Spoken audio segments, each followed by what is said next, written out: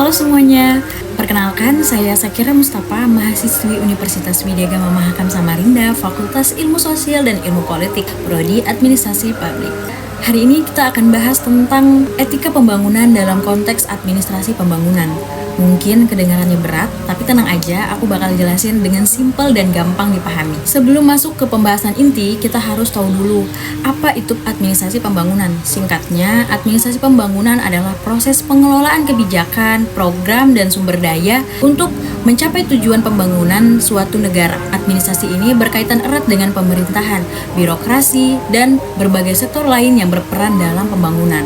Nah, dalam setiap proses pembangunan tentu ada aturan dan norma yang harus dipatuhi supaya pembangunan berjalan dengan adil, transparan, dan berkelanjutan. Disinilah etika pembangunan berperan sangat penting.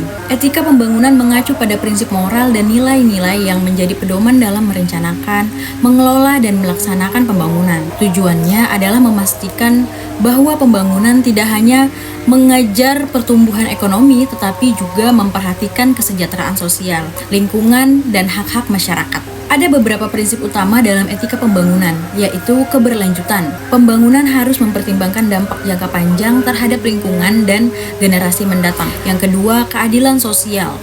Pembangunan harus bersifat inklusif dan tidak hanya menggantungkan kelompok tertentu. Selanjutnya, transparansi dan akuntabilitas.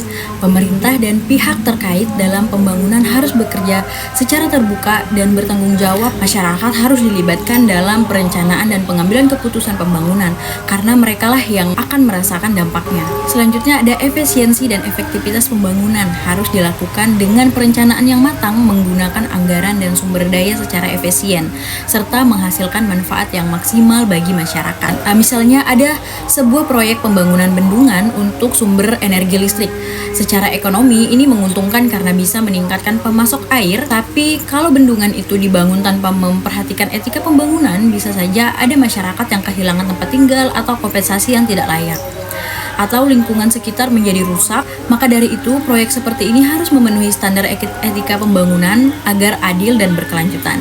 Jadi, etika pembangunan dalam administrasi pembangunan sangat penting untuk memastikan bahwa pembangunan berjalan dengan baik, tidak merugikan masyarakat, dan berdampak positif bagi semua. Dengan menetapkan prinsip-prinsip seperti keberlanjutan, keadilan sosial, transparansi, partisipasi masyarakat, serta efisiensi dan efektivitas, pembangunan bisa membawa manfaat yang optimal bagi semua pihak. Oke, segitu dulu pembahasannya. Semoga bermanfaat. Sampai jumpa di video selanjutnya.